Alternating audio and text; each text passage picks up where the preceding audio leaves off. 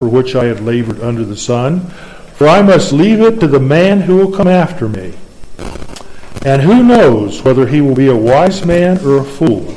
Yet he will have control over all the fruit of my labor, for which I have labored by acting wisely under the sun. This too is vanity. Thus I completely despaired of all the fruit of my labor, for which I had labored under the sun. Man's life does not consist in the multitude of things he possesses. They do not content him now. He must leave them behind in time to a man who he doesn't know whether he will be wise or not. So what happened when Solomon died? He had two sons, Rehoboam and Jeroboam. The nation he had governed so wisely got divided under the vanity of Jeroboam, who listened to, it's pretty interesting, the whole story is pretty interesting. He had two sons, Rehoboam and Jeroboam. Rehoboam was going to follow in the steps of his father Solomon and keep the country going in the steps of his father. Jeroboam listened to all the younger counselors who told him,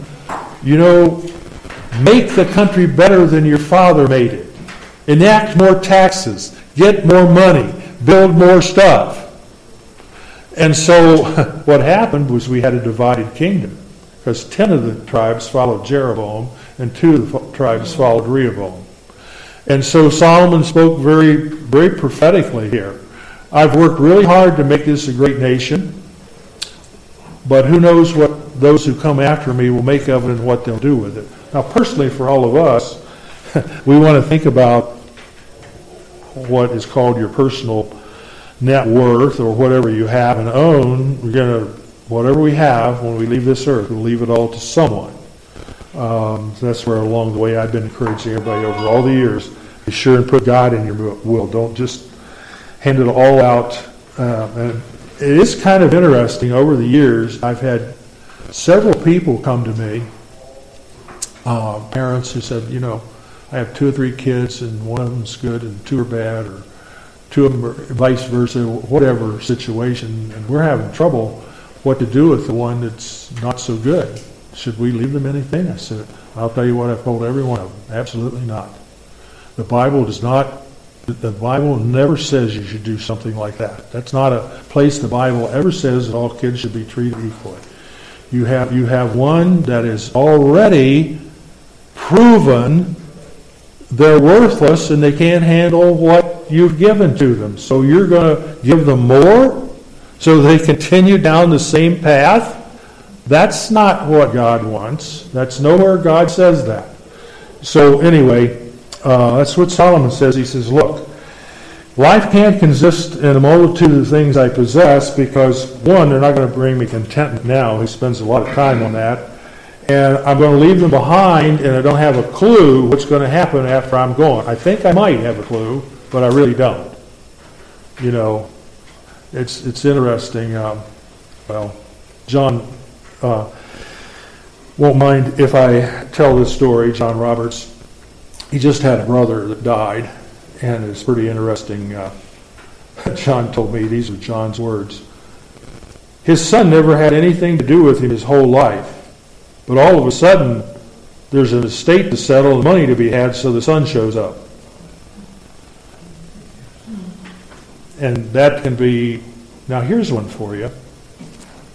I usually wouldn't tell everyone this, but over the years, there have been several people in the course of the church that have given money to God through the church. They've left God in their will. I cannot tell you how many kids those people have that is upset, that they don't like mom and dad giving their money to God because they see it not coming to them. They believe it belongs to them, not God.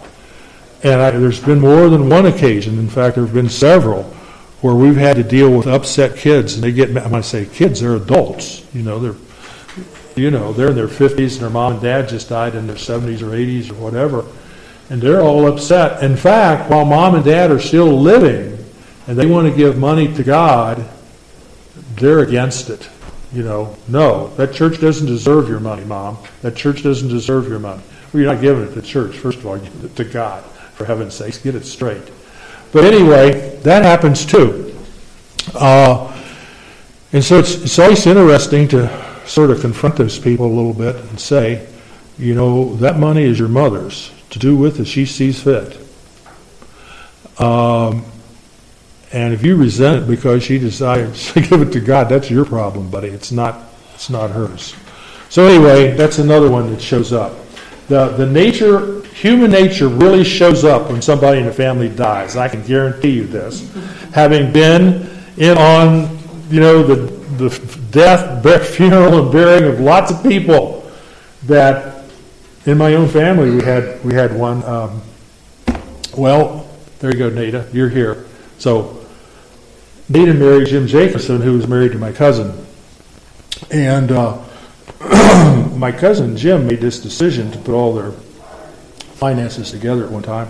Anyway, I have these two nieces and a cousin who came to me and said, well, she just died, but they're not going to get anything.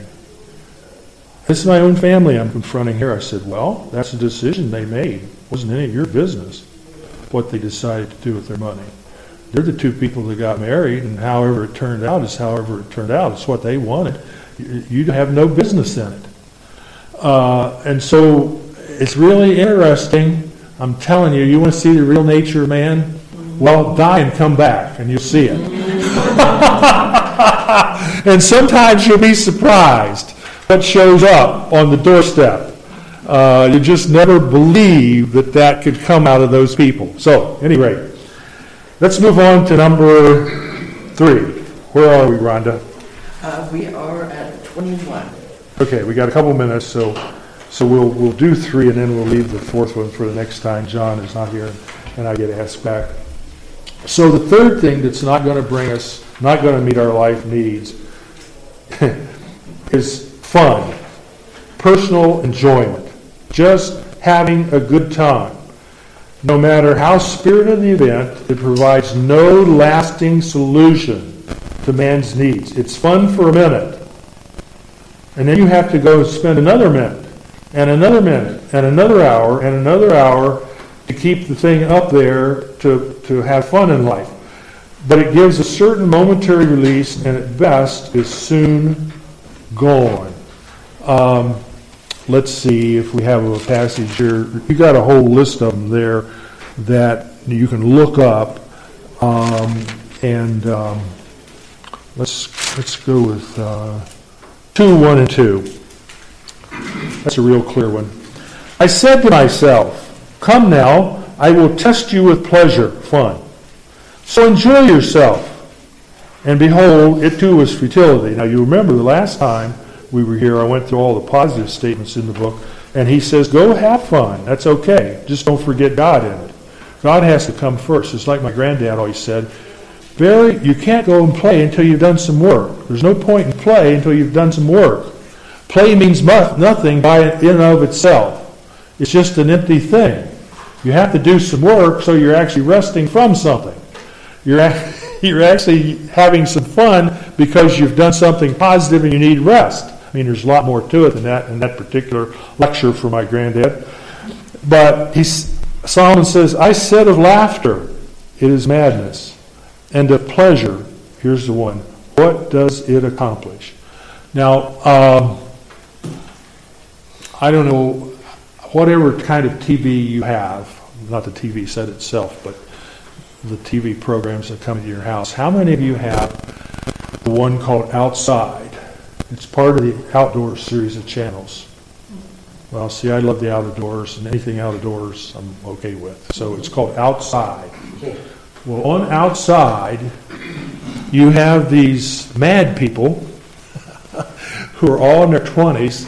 You can't live and do this stuff very long, but they're the guys who, and the big one is when I have it on TV, I'll yell at Eileen, come look at this, and she'll go, no, I can't look at that. I can't watch that. Because these guys actually climb mountains with ice axes and pitons and climb up to the pinnacle of the mountain and take the snowboard off their back and go down these wicked mountains snowboarding in places where no human being has ever snowboarded before. Or they strap the wings on their back and leap off the pinnacle of some mountain range and go floating out. And these guys are pure hedonists. Pure hedonists. Because this is all pure pleasure. Now, we usually think of hedonism as wicked people who are going to nightclubs and doing all kinds of wicked stuff. Hedonism is just living for yourself.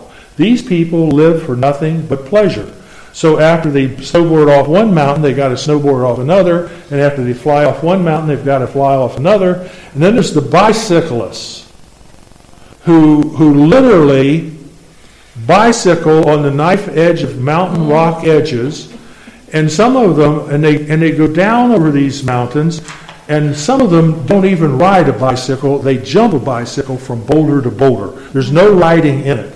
They're on the bike and they jump the bike across a 6-foot chasm to another boulder.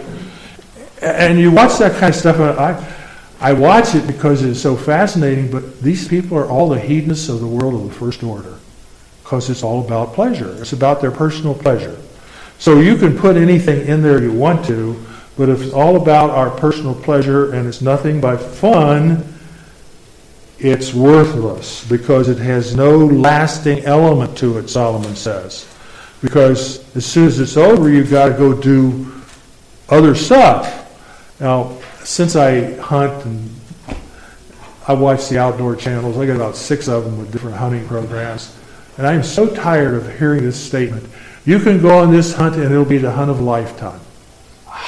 What a bunch of silliness. No, it won't, because after you've done it, you'll want to go again. It won't be the hunt of a lifetime.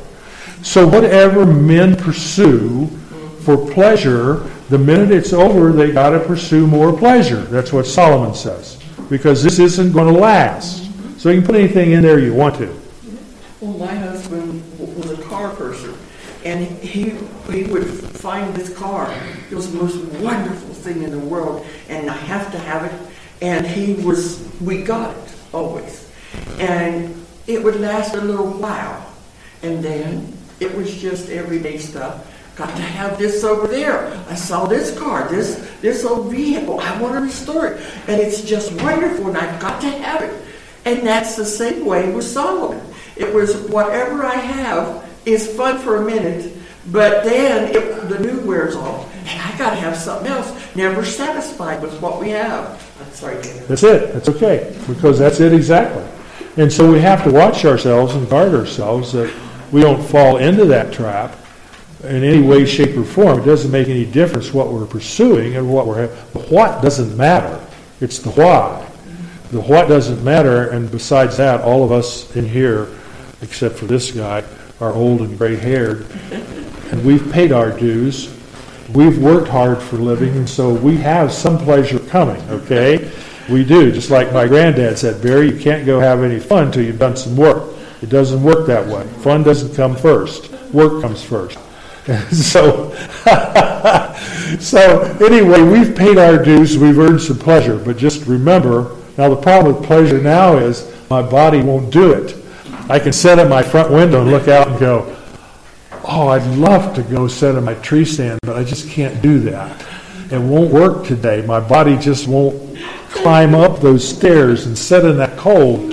And so anyway, our problem is an entirely different one by this time. So anyway, that's what Solomon says, number 3. So are we out of time, Rhonda? Close? We are 10:23. Okay, let's do the last one real fast. So we have knowledge, things, fun, and personal importance. Here you go. No matter who you are and what you've accomplished, your status is soon forgotten and out of sight, out of mind. Now, if you don't believe that, just take a walk through your closest cemetery or the cemetery where your ancestors are buried and just look at the headstones and you go, gosh, I wonder who that was. Even the most important people in the world, I'm astonished. You ask a millennial anywhere about a president of the United States, and you get this blank look, huh? They have no clue who this person was. They were president of the United States. Well, so what? They were president of the United States. Personal importance. no matter who you are and what you accomplish, you're soon forgotten.